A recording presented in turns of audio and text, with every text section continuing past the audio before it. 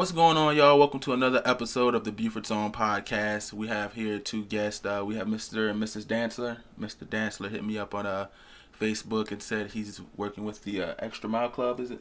Yes, sir. And he has some things he wants to say. So, without further ado, Mr. Dantzler, how y'all doing? I would like to say hello to everyone out there. I'm Chris Dantzler. I'm the director for the Extra Mile Club, and this is my wife, Gaynell. She's the executive director and the brains behind EMC. So I'm going to let her go ahead and start it off, and we'll go from there. Okay, all right.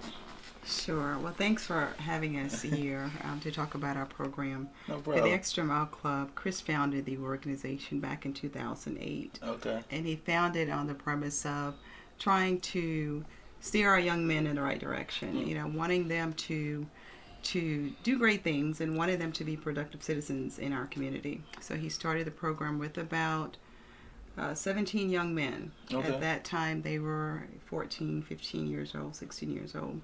Since then, we've grown, and a lot of those young men that joined the program initially, they've gone on to college, they're in the military, they've joined the workforce, and we're proud to say that none of the young men that have gone to the program has ever been incarcerated. Okay. So we're proud about that. But the program, That's wonderful. Yeah, the program has grown a lot since then.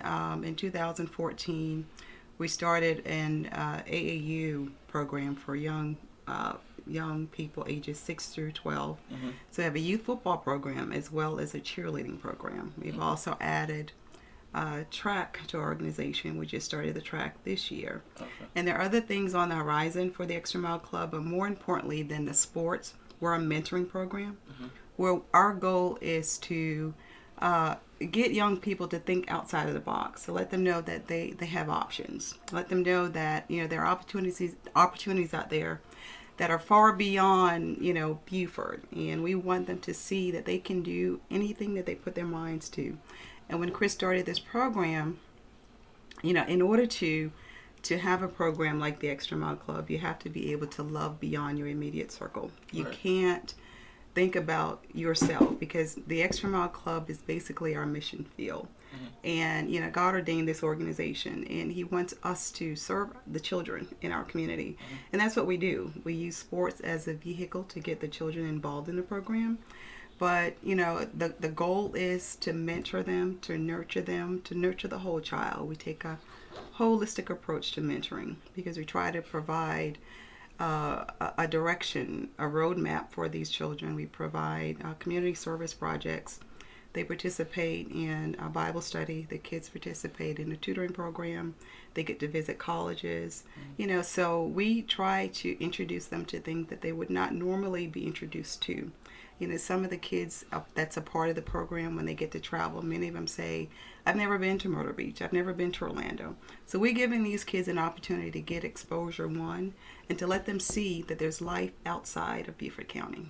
Okay, so y'all provide travel opportunities as well, kind of in the mentoring type of way. Okay, so from your introduction, what I got is you help with football. You have 2 AU teams, 6 to 12, correct? Cheerleading, you do mentoring, tutoring, and Bible study, right? Okay, so we're gonna start from the beginning. What is it? Which AAU team is it? What's the name of the AAU team? Is it EMC or do they have a specific?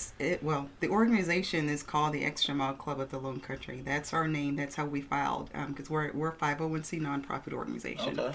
So our legal name is the Extra Mile Club of the Low Country. But the AAU football program, we're the Extra Mile Club Tigers. Oh, okay. So okay. that's that who. explains the shirt. Yeah. So that's who we are from the sports aspect, but the organization is. Okay.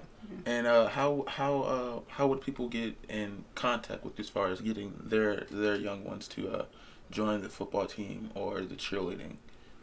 Sure, they can contact me or Chris. My number is 843-812-2056. Okay. And Chris is 843-812-3904. And a lot of the kids that are in our program, it's word of mouth.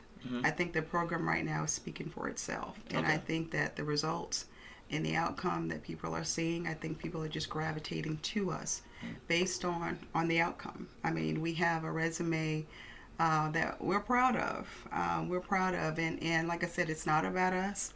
It's about what can we do to save the lives of the children in our community. This is so not about us because the sacrifices that we make is unbelievable. So what we're doing, what we do, because we're being, our steps are being ordered, and in order for us to do what we do for the children, because not only does it benefit the children, it benefits the community, it benefits their families. Yeah. And, it's a win-win for everybody involved.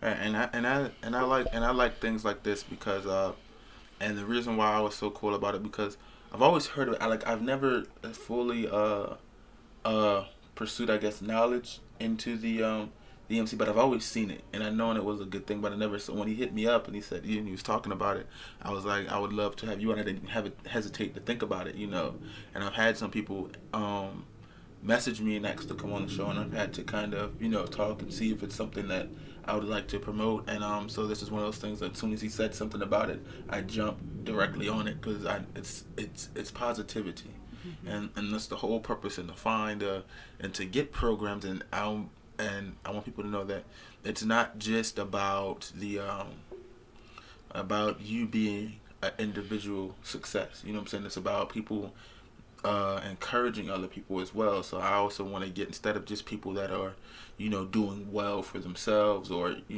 opening businesses or going to school or, whatever. I also want to get in touch with those charities and foundations and organizations that are trying to spread the love and encourage growth within the community, instead of just, a lot of people feel like maybe that's not there. The opportunities are not there, the help is not there, whatever. And so I always want to take these things and get them to the forefront and let them know, like, hey, we have these organizations for me. If you want to do this thing, check out this place, check out this organization, and make all those possibilities known, because sometimes that might be the issue, is the promotion. You know what I'm saying? Right. Everybody wants to seek help from the promotion, but doesn't want to put into it. You feel me? Yeah. So and that's the thing. So and so with the mentoring, what kind of mentoring would you say that you offer? Like, how do they go through the mentor process? Is it like a certain time, or is it like a hey, just pick up and call type of thing? We mentor as long as the kids are in our presence. There's mentoring. Mm-hmm. We have recently added a mentoring coordinator. Mm-hmm. His name is Everett Parker. Mm-hmm. Everett's a retired Command Master Chief from the Navy, and his specialty is mentoring. So he's essentially meeting with our coaches / mentors in order to mentor the mentor, so that they will be equipped to mentor the mentees. Right. So it's a whole ladder. Yeah. So he meets with them because everybody needs to be on the same page and know what the expectations are as far as mentoring. So he's a certified mentor. He meets with the coaches, and they have bi-weekly meetings. And what the plan is, I've seen a blueprint, is to assign every child to a mentor. Right. So that mentor would be able to have access to that child, know what's going on at home, know what's going on at school, so that we can have, a grip on, if there are any issues, then we can, or they can, address what those issues or concerns are. So, the mentoring piece, it's always been a mentoring piece. What we're trying to do now is just to fine tune to make sure that the child get the full effect of the mentoring program, and not just football. Football is not our focus. Right. Everybody wants to win a game, but football is not our focus. It's the mentoring aspect. And I think that what Chris has been doing for the last 10 plus years, it's been effective. The longer you have a program, you want to perfect it. Right. And everything that we try to do is we try to go to the next level so that we can perfect what we already have in place. And I think that's what he is doing as far as the founder of the organization, because when we see opportunities for advancement, we try to take advantage of those opportunities. So the mentoring program really is the key focus to what we try to do with our program. Do y'all try to, in any type of way, I guess, separate, like, how many mentors do you have now? You've had your mentoring coordinator. How many mentors would you say you have now? We recently picked up, we actually ran 3 teams with about 5 coaches. Okay. We went from 5 to, I believe, 11 now. Okay. So we're able now to, because the coaches are they all have to go through background checks and stuff like that. Right. And we've had a lot of men that could be excellent coaches, but for whatever reason in the past couldn't be mentors because the background checks. Right. So that's what took us a long time to find the right coaches to put in place. By doing that, it's given me more time now to, me and Gail link up to add the, take the next step with our program to make it better for everyone. Okay. And so with the guys that you have that are mentors, so you're telling me the mentors are the coaches as well. Mm-hmm. So with the kids, even though they might not be affiliated with the same sport because it's two sports, right? Correct? Yes. Okay. So would they be mentor specific? Is there like a way in the sense that like, hey, a kid might have a problem maybe at home or, in school or whatever with a certain thing, and there's like, hey, this might be XYZ mentor specialties, and we're going to put this kid with this mentor, kind of like a parent type of thing? We haven't gotten to that part yet. Mm-hmm. I'm normally the one that the parents call if they have issues with kids in schools and stuff like that, and mm-hmm. I go down to the school and visit the schools to check up on the kids and stuff like that. Mm-hmm. That has been working. Knock on wood, I guess because the discipline, and we focus so much on attitude and respect out on the field. Right. We don't have a whole lot of issues or problems with kids in school or at home. Right. With Everett coming on board, that's now given an opportunity for all the coaches now to do stuff like that, like visit the schools and be more engaged with the boys. Okay. And so you go from mentoring and I guess and tutoring. So the same guys that are in charge of the mentoring are with the tutoring as well? No. Okay. So No. how does the tutoring go forward? Well, what we do with the tutoring is we try to get volunteers in the community, some retired educators to come mm-hmm. in and help with the tutoring program. And that's one aspect of our program that, it's been challenging to, mm-hmm. Find the right people to, it's time consuming. Mm-hmm. So again, you have to find people who can think outside and want to do something, extra for the children. So we have actually found 2 locations now that we will be able to mentor children, and we don't do anything during the summers. Mm-hmm. Some of them participate in reading programs, but we start up the mentoring program. We will start in September, and we are in the process. We have a few volunteers to help with the tutoring program, trying to get some more so that we can rotate some of our volunteers out with the tutoring program. So we're looking forward to an exciting year with our tutoring program. A lot of things are evolving with our tutoring program, so mm-hmm. it's all a work in progress. Mm-hmm. And like I said, every time we see an opportunity, we use that to perfect what we're doing. Some of the kids that have taken advantage of the tutoring program, you can see a change in them academically, and I think what it does is that it motivates the kids to do better. Mm-hmm. Because if you have one child that's excelling, mm-hmm. and you have another that's behind, but you have to be able to identify the ones that may have some weaknesses or shortcomings, and our focus is to get them on track to where they need to be. Because like I said earlier, we want to win football games, mm-hmm. but we also want them to excel academically, and that's the main goal. So our focus is trying to get the right people in place so that they can help the kids and get them to where they need to be.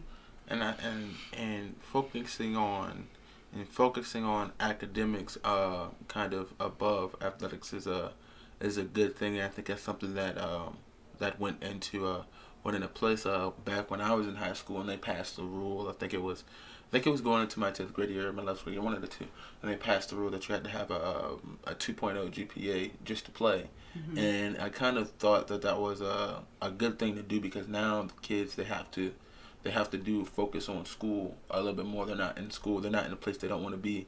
Mm-hmm. Even if they're excelling, some kids still don't want to be there. But you're in a place for 7 hours and you're not learning anything from it. And if sports doesn't work out, you know what I'm saying, then your whole life wasn't no waste. You still have even if you got a 2.1 GPA, you know what I'm saying, you got some kind of GPA. You're not going to school and playing sports and you got a 1.3 GPA and you're playing these sports. And then maybe, let's say, as a high school player, you're this phenom player because that's all you did. Mm-hmm. And you go to college and let's say, you know, God forbid, you know, you hurt something and now you're not the same player, or maybe the last game of your senior year, or if you know, like you know, there's some people like, hey, maybe track was their bread and butter, you know what I'm saying, but in the beginning of the year they play football and they hurt their leg in football, right? You know what I'm saying. Now they're stuck out there and that's the only thing they had to them, and now, you know, because they weren't prepared to do anything else outside of sports, you know what I'm saying, now they're kind of held back and now they're trying to play the catch-up game, right? So, you know, I think that's good. So what is the Bible study? Is it affiliated through a church, or do you use it's like a home thing or like a meeting? We meet. We haven't done it in a while because it's really been getting I won't say busy, but so much activity has been going on with us right now. Right. As far as where to hold our Bible studies. Mm-hmm. But my brother is a minister, Michael Dantzler. Okay. And he's the one that's been coming out at least. Well, yeah, he took a break, went and had it in a couple months, but we're starting back up on the second Monday in August. So what we do is meet with the kids once a month, and they meet on the field actually. Mm-hmm. So there's not a specific building. Mm-hmm. We get more bang for our bucks because the kids will meet on the field after practice. Mm-hmm. They'll let the practice out about 30 minutes early. Mm-hmm. And they actually have Bible study in the field. Now, one thing about our Bible study is that it is optional. It's not a requirement of the program. Mm-hmm. Because of the type of organization that we are, we can't make that a requirement. Right. But, you know, the kids are there. Right. But the parents know that that is an option. It's not a requirement. Right. And I think it's good because I think even with sports, I think religion is one of those things that, you know, as I've grown up and I've watched people around me, and then being a younger person and talking about it and watching people, you know, around me change, is that I don't think religion is one of those things that I guess should be forced. I think it should be taught, but shouldn't be, like, you know, forced upon them, because as kids grow up, you know what I'm saying, even if you might have taught them something their whole life or whatever, it is not to say to rebel against it, but, you know, some people grow up and, hey, they might find another religion as their way, you know what I'm saying, or, you know, it might not be for them, or they walk around no reason because it's something that they've been forced to do for so long, and then when they get the chance to get away from it, not be forced to do it, they kind of don't focus on it, you know what I'm saying, so, and I think that's a good thing. And it goes deep with anything. You know, some parents, you know, hey, they might have been a great athlete back in their day. Now their kid, you know, got some kind of athletic promising, so they're trying to drill them to do it. And hey, the kid might not like sports. You know what I'm saying?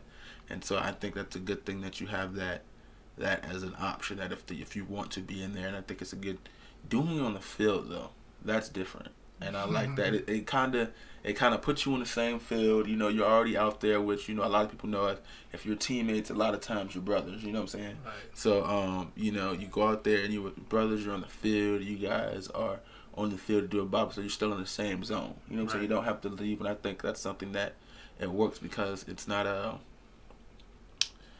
transportation issue. You know what I'm saying? You kill two birds with one stone. Right. You're at practice and then you have Bible study right there on the field after. It's not like, hey, we got practice and then we're going to have Bible study over here at this location, and then it becomes well, I can't get there. Can I get a ride? You know what I'm saying?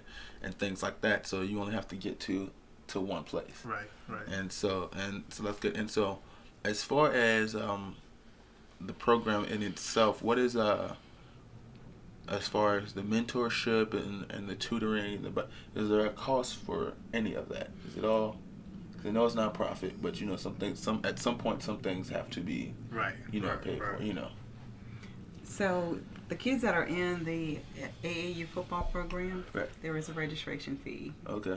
And that's because we have to cover the costs of the expenses of traveling and lots of costs and costs are involved when you have a traveling football team. Right. We have to, when you have 100 plus kids traveling, you can't rent 2 15 passenger vans. You have to get a charter bus, right. which is an expense. Yeah. One of our biggest expense is the traveling part. So yeah, there is a 120 registration fee for the kids that are participating in the AAU football program. Okay. And is that the only fee? This the registration fee for it's the the board? registration fee, and because it's an AAU program, they have to do a $16 AAU registration. Okay. And that's it. And that registration with AAU covers health insurance in case anything happens while they're practicing or if they're playing. Even though we do have additional liability insurance for the kids that are participating in the program, but if they're participating with AAU, they have to register with AAU.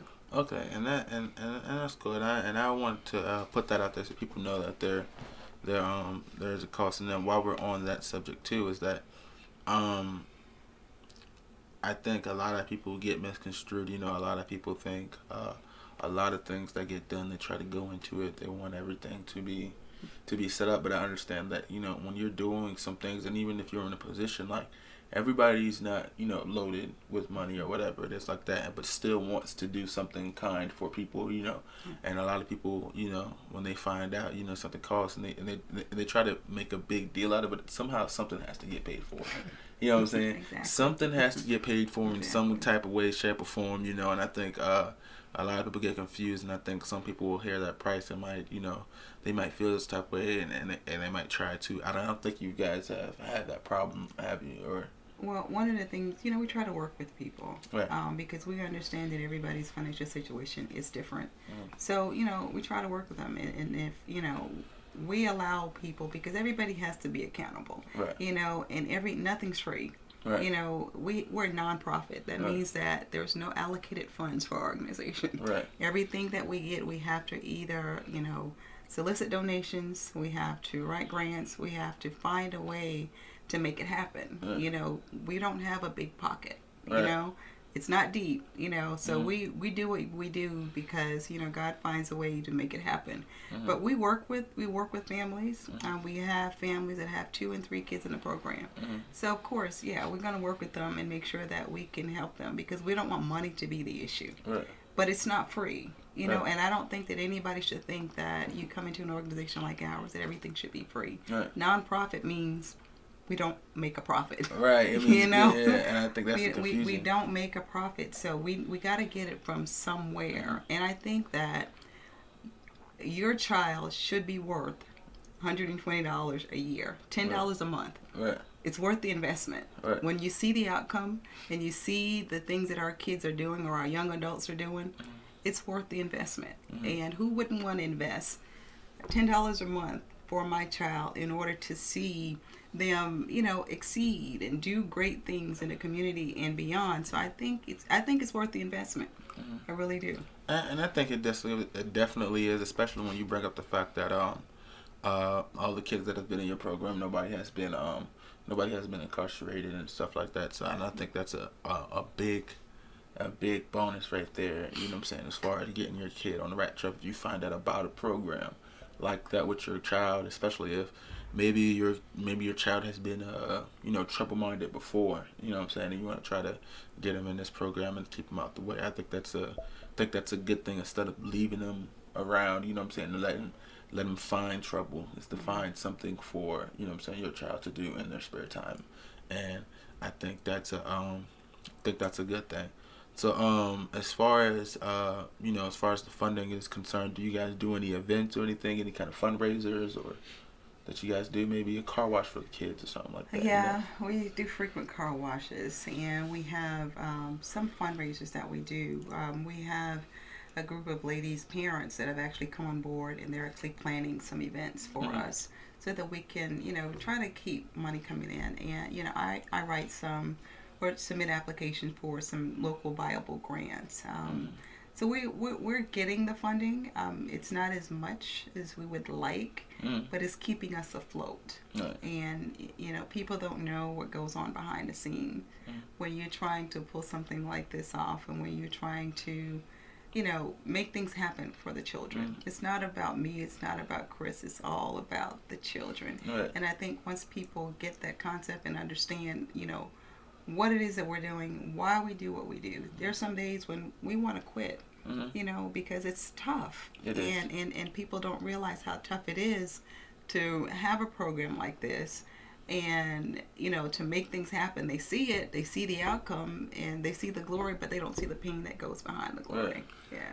And the reason we chose travel football is because I went to Beaufort High, Right.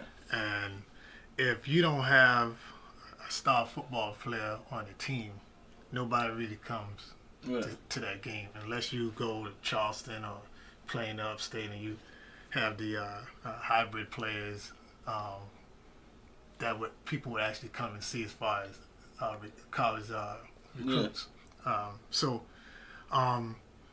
It started off expensive with the traveling, but like Gail was saying, the benefits that the kids are receiving right now. Right. I'm getting ready to I took 3 up to Canton, Ohio, to the NFL Hall of Fame Right. Academy Camp. I knew exactly what you said when you said Canton, Ohio. I know exactly where you're going. So I took three up there, and it was 300 other kids there, and they selected 14 young men out of the 300 to play. The Hall of Fame NFL game is August the 2nd, and those young men is going to be playing August 3rd. This year. Basically on the same field. Okay. So when I took those 3 young men out there, they took them to combines and one-on-ones, 707s and stuff like that. And we end up getting 3 of those young men selected to play in that game. Now, they played in all-star games. We've traveled this past season, and those young men, 2 out of 3 of them has been with us for 5 years since we started. Never played sports before, and this is their last year playing at that age group. And this, you can say, their senior year. This is the accomplishment, the rewards that they have gotten. So I'll be headed back to Canton, Ohio, next Tuesday. Okay. And they're going to be part of a big parade they got up there, the Hall of Fame and enshrinements. They're going to get to meet people like Ray Lewis, Randy Moss. So I'm 11 years old. I'm trying to go. You got Ray Lewis and Randy Moss. I'm 11 years old. Hall of Fame. Let me go with you, man. So these are 8th graders, man, that's getting ready to be treated, and they only selected 60 8th graders throughout the country, and we got 3 of them. That's a good number. I don't know if anybody else got 3 unless they come from like a powerhouse like Texas type. That's school. it. So what this has done for the Extra Mile Club is now motivating the younger kids that's coming behind them. Right, they want to work hard too. And again, like Gail say, they gotta have the grades. Right. So all those young men have grades, and we're not going to send anybody to all-star games and stuff like that. They're not doing it right. If they don't have the grades, because that's the thing. How school used to be when we came through. You really didn't have to have the grades. You just had to have the talent. Right. And then when you become a senior high school, they play you to death, and then say, "Hey, I appreciate you." Right. And now you sitting at home, telling everybody how great of a athlete you were. Right. But you never made it to college. Right, and I think that's something that's where you might back in the day. You might have had those kids. What was it? The Box. What movie was it? Harlem Nights. The Box is one of the greatest boxers in the world, but he was stuttering like crazy when he was talking. That's right. And that's what happens, man. You get them through there, and they can't talk a lick because they play sports and they was on the fast track. Who if you don't mind me asking, who are those 3 guys that you got going in? Casey Fields. Okay. Daryl DePass. And Iman Smalls. Okay. Now, Iman Smalls, he's a 13-year-old, but he's looked like a man. Right. And what I mean by that is before this football season. I feel like I've heard his name before. Before the football season last year, Iman was 6'2", 256. Wow. So when we went up to Canton, Ohio, everybody was looking at him. Well, I guess being around him all the time, it really don't really shock me anymore. Right. So when I saw the attention that they were giving him, Right. and when he went through, they had to do the wingspan, And all the that. height and weight and everything, and they say he was 6'1". I said, well, the last time we did it was 6 foot. Yeah, so when he got on the scale, they say he was 281. So he went from 256 to 281 in a couple months. All right. So, and not just having the size. We train, and we train year round. Mm-hmm.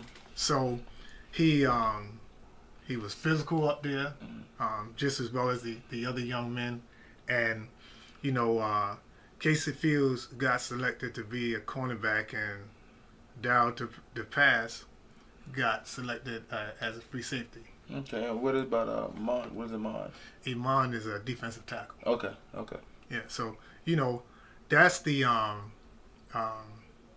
they've also got selected for some other big time All-American games, but I want to wait to until it's official. Right. And then we'll go ahead and set that up. This is more of a, well, I announced that. But this game here is more like these young men were being trained by NFL coaches and players. Mm-hmm. Some were retired and some are active.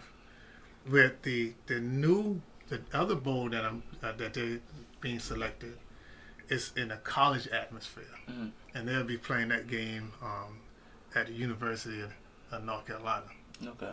The Tar Heels. So that's the benefit of the exposure. Right, and I think that's a good thing. And I think with sports, and it's weird how sports work. I think sports is a good way to kind of get involved with children.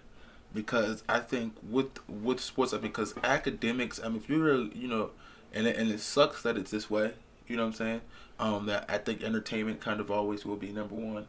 But I think if your kid is good at academics, they kind of don't really get as much acknowledgement from people. Like your kid could go, have all straight A's, or they could do you've seen it every now and then, the kid that's never missed a day of school since kindergarten. They get like a small newspaper article, but that's it. Right. But they make it to look, they're all on TV, they're all everywhere. And I think it's crazy because you have a kid, if you have a kid that's great at sports, you know what I'm saying, they're on the team, you have a crowd full of people that's excited to see this person outside of their family and their parents. And I think when they see that kind of reception from them doing something great and know that comes with, I wouldn't say responsibility, but they like receiving that love, they kind of gravitate towards it. It kind of makes kids want to do better unless they really don't want it. You know what I'm saying? So, and it kind of flows, like when you tie academics into it to say, hey, if you don't have your grades right, you can't do this. It kind of forces them to do that for the love of the game, and not even if it's just for the support. I think a lot of people like having support. Like having a lot of people that like them for something that they do well. And I think it kind of ties into it, and I think it's a good way to push kids as far as, mentorship and leading them in the right path in life, knowing that, hey, and that's how I looked at it sometimes when I played sports. With a lot of people cheering me, like, hey, all these people out here, other than my teammates, they're dependent on me to do something as well. They don't want to see me fall either. Right. So, and I think that's wonderful to see. And we have it's so many different levels in EMC. Mm-hmm. And we have a program that's called the Elite 25. Right. And those young men have to maintain a 3.0. Okay. And we've been at that now. We're going on 4 years. Right. We kind of slowed down the past year because our coach of those boys is in the transition stage. He went from Whale Branch to Buford High, Justin Parker. Okay. And Justin Parker is over that program. Mm-hmm. But last year, we out of our Elite 25, and the 25 is we have 25 young men that's in that group that's dedicated of going to college. Mm-hmm. So Justin put some standards together that they had to meet. Mm.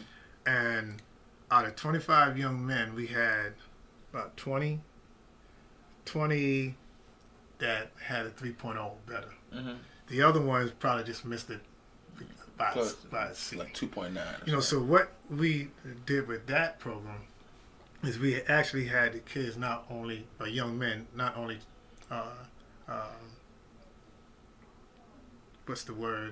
competing on the field. They were competing in the classroom to see who can make the highest. And we have about 3 or 4 young men that's probably, if not already, getting ready to sign scholarships. Okay, so you got the AAU is the 6 to 12, but then you have outside of that, I guess once they leave the program at the 12 or whatever, they're still in the program as they get older all the way. And then the Elite 25, I guess the older kids maybe like 16, 17 Correct. About to go. 13. Okay. 13 and older. 13 and older is the Elite 25. And I think that's good. I think that keeps the, I guess, that keeps them a member, you know what I'm saying, a part of the club. And then that also encourages, like you said, competition on both planes, because even if you're number one, let's say like, hey, you're the best athlete on the team, but you don't have the I guess maybe the highest. How do you rank that as? Well, Justin is the one. He has to keep the GPA average. Mm-hmm. If that's what you was asking. Yeah. So like, how do you? Because like it says athletics and is the ranking system, is the athletics and GPA based? Like, can you, let's say like maybe a guy has a let me see, a guy has a 3.4 GPA, and then the other guy has a 3.5, but the 3.4 is the better athlete. Would he be ahead of the guy if they're that close in GPA? Well, what we've done, just... we didn't do it this year, but it was the top 5 GPAs. They EMC paid, and it's like a scholarship for these young men to go to camp to Clemson. Okay. For I think it was 3 or 4 days. Okay. So that's how we kind of had them competing. And then you know, if you had, it never happened that we had a tie. Right. You know, but you know, and it kind of worked out like that so far. Mm-hmm. Okay. Mm-hmm. But you know, it's just amazing that if you give kids, young men, young women, the opportunity to succeed, Mm-hmm. how quick they actually jump on it. Something exciting for them to work towards, per se, basically. Right. Is what you're saying. So basically, and another thing which just caught my attention is with the Elite 25, is that so they're basically working towards exposure, kind of like their end goal. Like, hey, if you're in the elite, if you're not even in the Elite 25, you're in the top 5, you get to go to this camp. Well, all of them go to camps. I think Justin take them to 4 or 5 different camps over the summer. Okay. But to actually stay for the 3-4 days, Mm-hmm. that's what that group of young men. The top 5. But the other ones, they go like 1-2 day camps and, Okay. and stuff like that. And you know, we also try our best to keep track of the young men and women that's in college. Because how many kids we got in college right now? It's like 20. We just had 5 got scholarships, So that'd be about 30 almost, I think. So we got actually 30 actively that's in college, and then I think it's 17 that's graduated already. Okay. Do you have any kind of events maybe where they might come back and talk and share their experience or anything like that? We did that about 2 or 3 years ago. Okay. So we'll probably, I guess we got to figure out, do we do it every 3 years, every 5 years? And then some of them come over the summer, Mm-hmm. that come out there and visit and talk to the kids. Of course, we're still excited about D. Delaney, Mm-hmm. because he's with the Jacksonville Jaguars, Right. and D, he stay in constant contact with the program on Facebook. Right. I probably hear from him at least once a week. And one thing about him, if you call, D answers the phone. Right. He's humble. His position doesn't change him. When he was at the Citadel, he made sure the young boys were able to come down on the field. And they were down there while he was stretching out. He got us to, when he went to Miami, we went down to see him play. So he has given the kids a reason to dream. Right. Because he kept them engaged, not just by being on the team. Every opportunity he had, he got them down there and let them feel and experience themselves. Yeah, man. I think that's a lot of I think that's a more of a positive encouragement as far as making a kid want something. Is if you take them, instead of just telling them, hey, you know, you can do this, or you know, hey, if you keep working, you're on the track. You know what I'm saying, to do this. Versus, and then you actually let them get a piece of it. You know what I'm saying, and then take it away. You know what I'm saying, necessarily. So I think that's what the experience. You come out there, and let's say you always wanted to college, you always wanted to go big. And I'm pretty sure some of these kids, Miami might be their favorite school or whatever it is like that. And you know, you go out there and you get to see him, or you're on the field, or you do whatever, and you're out there, and then you have to leave. You know what I'm saying? You have that experience, that memory in your mind forever. That, hey, when I'm 18, when I go to college, this is what I want. Right. You know what I'm saying? And so, and I think that's a good thing. I think that's good that you guys keep that line open, and I think that's a experience that's, you know, good on the kids. You know what I'm saying? So, and I think that's great. And who else? Maybe some more names that were in your club that you might be more notoriety. Jimmy Legree played for Beeford High. He came through the program. He was one of the original ones that came through. Right. And he keeps in touch with us a lot on Facebook. We follow him through, and what we are learning that, and as some of the young men that's came through the program, you know, they'll say, well, you know, we didn't have the AAU football team when they came through. Right. If they had that when they came through, how much better or prepared they would have been. Right. So, you know, we have, oh man, I don't want to start naming names because it's so much young men that's came through the program and haven't forgotten where we started. Because like Gail was telling you about the 15, 17 kids that started, you know, I always bring them up because they were the ones that actually came up with the name. Because I'll never forget, we were at the Beeford High football field, and we were sitting down on the field. We were trying to come up with a name, and they said, I think it was a young man named Rob Dennis, and he said, "Coach, what about the Extra Mile Club?" I said, "Why you chose that?"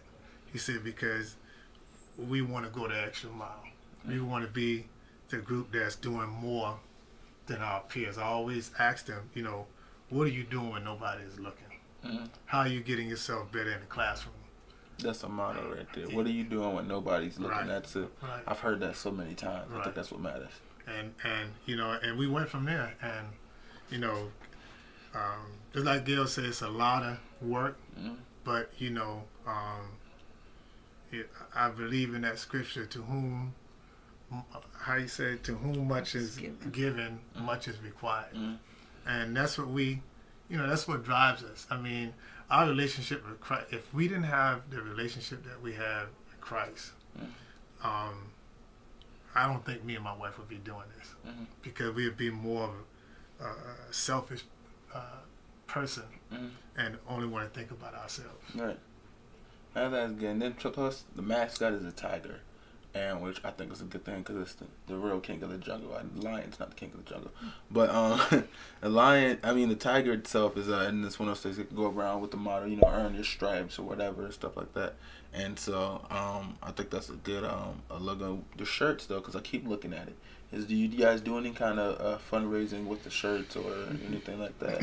We sell the shirts every year.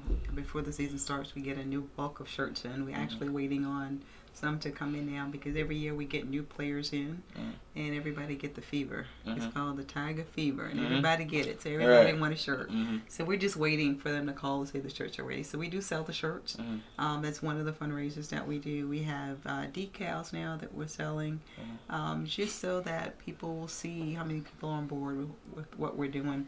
You know, exposure is everything. You know, people getting to know if they see the shirt and they ask you a question, we try to let the kids, you know, let them know, ask them.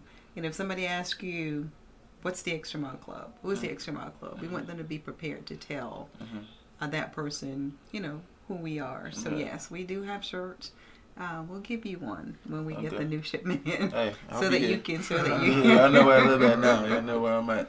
So we you know, we try to do different things. One of the things that we do, you talked about the kids, the young men coming back, is every year we do what's called a pledge breakfast, which gives the kids that have moved on an opportunity to come and tell our guests. We have a 10-member board of directors, and our board will invite guests to the pledge breakfast. And Mount Carmel Baptist Church and St. Paul Baptist Church, Pastor Moore and Goodwine are on our board, so they actually provide the breakfast every year, so we're grateful for that.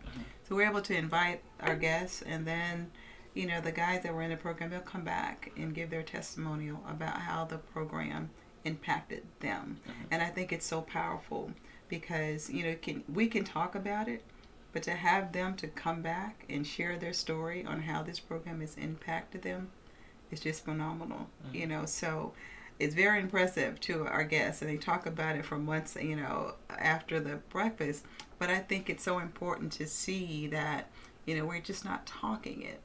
You know, it's working, you know, and for a child to come back or a young adult to come back and say, had it not been for Mr. Dantzler in the Extra Mile Club, I don't know where my life would have turned, what direction my life would have gone in. So it's powerful. You know, that's powerful. So, but we just want to spread that, and we want them, you know, if they can come back to the community, you know, to keep the cycle ongoing. You know, unfortunately, a lot of them can't come back because there are a lot of jobs for them to come back to. But when they do come back and they can talk to the younger kids and tell their story, I think that's powerful, you know, and I think that's how we're getting buy-in from, you know, people in the community because of them, and that they can come back and say, because of EMC, I'm the engineer. We have an engineer, Alex Simmons. You know, I am in the military, and I'm an officer in the military. You know, I'm a firefighter. You know, and they can come back, and it's not, you know, we encourage the kids to be great. Everybody's not equipped for college. Some people go to the military. That's fine. Some people join the workforce. That's okay, because everybody's not going to take the same path. But as long as they're productive, you know, they're not locked up.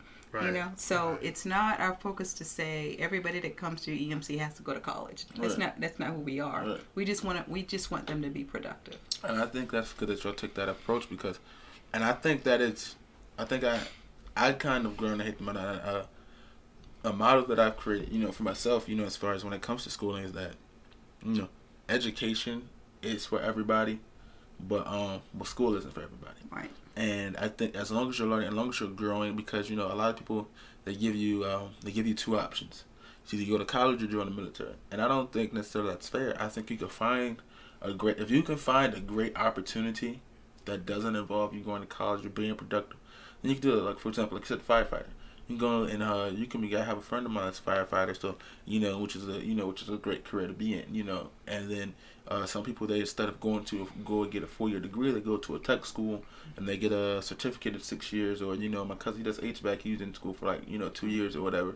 You know what I'm saying? And instead of doing that, and it's more manageable with your money, you know what I'm saying? Something that, you know, like with this HVAC, he could work and go to school for the same thing at the same time, and kind of pay it at the same time, versus going to school 4 years and coming out with that huge amount of debt. And I mean, it's ridiculous. And a lot of times that people go to school, they don't, and I think that this should be taught. They don't teach them this when they go to school, is that if you're going to go to school for something and you're going to pay for it, make sure whatever you go to school for can easily pay for what you're going to school for. Don't go out and get this, you know, $60,000, $70,000 amount of debt, and then come back to a job that's only paying you $40,000 a year. You know what I'm saying? And I think a lot of people, they do that, and What really kills is that they try to go to the big schools. I think you can go to a school, get the same degree, smaller school, and get the same degree at a cheaper price than you trying to. I want to say I went to XYZ school, those big name schools that charge you a lot, and because they have the amenities, you know what I'm saying, and it's a great experience. When you go to those bigger schools, you have the better, I guess would say, dorm lives, the meal plan and all that stuff, and it's a lot of more amenities and stuff for you. There are opportunities for you, which is why it does cost more fairly. But I think just plan it out ahead. Don't just hop right into it. There's plenty of things you can do that can make you a lot of money and help you be successful without those two options per se. Yourself. Right. And I think another thing that kills me, I talk about it all the time, is the college loan versus business loan type of thing. You can rack up student loan debt, at 18 years old, but you can't go get a business loan at the same age. And I think that's so messed up by the government as well. So, and is there anything else that you guys, want to mention or fail to mention? Any events or anything coming up, fundraisers? Yeah, you want to give them the information as far as they want to donate? Sure. Yes. That might be important. So we have a website. I'd love for people to visit our website. I think the website tells our story. The website is theextramileclub.org. Mm-hmm. And on the website, you can see our board members. You can see our coaches. We have to update our coaches page because we have a lot of new coaches. Mm-hmm. You can see some of the kids that are, the elite have their own tab. You can see kids that are in our AAU program and just some of the events that, the kids have participated in. And the website, there's a donate button there. So you can hit the donate and you can donate through the website. Chris has created a Cash App. It's $Extra Mile Club. So we can donate that way as well. We accept any size donation because it takes, nothing happens without the money. Mm-hmm. I mean, our hearts are huge and it's in the right place, but you can't do a whole lot without the money. Mm-hmm. So we welcome, donations. Sometimes we get donations at the last minute because we have things planned. But it's been working, so that's when it's God ordained. When the money comes from nowhere, Right. Definitely unexpected. That's when you know that you're doing what He wants you to do, and Right. the big shebang is gonna come because I wake up every day expecting it. Right. Every day I wake up expecting it, but until it comes, Uh-huh. He's confirming that I got you. You're gonna be okay. Because sometimes we don't know where it's gonna come from, but like I say, our heart's in the right place, and as long as we're doing what He has commanded us to do, I think we're going to be fine. I mean, it's all a process. It's all a process. And just like Gail said, folks have no idea what's going on in the back of the scenes. And there are times when the charter bus is lined up, the kids are getting on the bus, and we still haven't paid Right. the charter bus, and somebody makes a phone call to us or walks up and give us a check. Right. So that allowed us to say, you know what, we need to stop panicking. Right. And if you say you trust God, then you can't just say it. You Right. got to live it. Right. And that's what we've been doing. Our vision and our dream is to have our own facility one day. We're going to get it. Our time is not God time, and we're realizing that. So we just don't worry. We trust God and let the chips fall where they may. Whatever He put before us, we're gonna have to deal with it, and then we move from there. We're both excited about the program because from where we were 11, 12 years ago and where we are now, we seen this. It's God always gives us the wow moment, like wow, this is what He said He was going to do. And just not only that, just the village that we have, man, and how people just get along. You will have somebody every once in a while that's unhappy, but either they leave and they come back, or they make the adjustments and they stay. Because I tell them all the time, always remember, this program is not for adults. Right. It's for the kid. Mm. So if anything else, if you don't do nothing else, leave your child. We practice start at 5:30. We get out at 7:30. Mm-hmm. You know, and just come back and pick them up. Mm-hmm. Because it's just it actually has brought me and my wife together even closer. Mm-hmm. There were times when we first started, the first 5 or 6 years, about 4 or 5 years I've been out there by myself. Mm-hmm. And then when she came on board, life has just, it's been easy, man. Yeah. Because I have a smart wife. Right. And she, two heads are better than one. yeah, Especially if the second head is better than yours. and she can sell this program Right. better than I can. Right. So we still trying to feel our way, you know, who's best at what. But, you know, at the end of the day, you know, we've been a good team trying to keep this thing together. And it's good, and I'm glad that happened for you guys are working together. And sometimes, like you said, she can, you know, sell the program better than you can. Right. And sometimes that's that might be what you need, because there are some guys, you know, like I said, there's inventors and then there's marketers. You know what I'm saying? There's some people who might have a lot of great ideas but can't, you know, find a way to sell it. You know what I'm saying? That you know, hey, can you sell this, you know, for me or whatever? And they can get the job done. And sometimes that's what it takes. Some people are, you know, good at you know, like they say, you know, on the field leaders. You know what I'm saying? You know, some people, and then you got vocal leaders. Some people might not be the best at what they do, but they can motivate you vocally. And then there's people who can do by showing. You know what I'm saying? Some people can't explain the will and explain the drive. Only thing they can do is kind of exude it through their performance. And by watching them do what they do, you see how bad they want it. And there's some people who can explain it to you. You know what I'm saying? And I think that's probably the dynamic you two might be having going on. How you have a great idea, but you know what I'm saying, her being on board kind of, you know, bring it to the forefront. She kind of sell it for you a little bit better. And I think it's good that you guys have that going on. Right.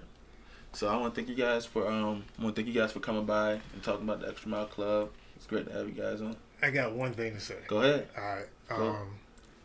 Because I'm sure it's so much information with EMC. Mm-hmm. But what we really want to do is thank all of our volunteers, the parents, our board members, because without them, we couldn't do this. Mm-hmm. And we are still looking for different ages on our teams. Mm-hmm. We need 6, 7, 8-year-old players. Mm-hmm. And at 12 and under, we could use some more players as well. So even though Cheerleaders too. Cheerleaders as well. Yeah. So even though we're out there practicing and people may think, well, we just full, we don't need any more, Right. they can contact me at 843 Uh-huh. 812-3904 for football players, and they can contact Gail at 843-812-2056. Okay. All right. Anything else? Any more information? No, sir. That's it? That's You it. good? All right. I want to thank y'all once again. Thank y'all for stopping by, talking about the Extra Mile Club, and giving me information and giving the viewers some information as well, man. And I hope y'all continue the path that you're on, because this is something that we really need, and I'm glad you guys are doing it. Thanks a lot. Appreciate you. All right. It's Javon, Mr. and Mrs. Dantzler with the Extra Mile Club, Buford's own. Next time.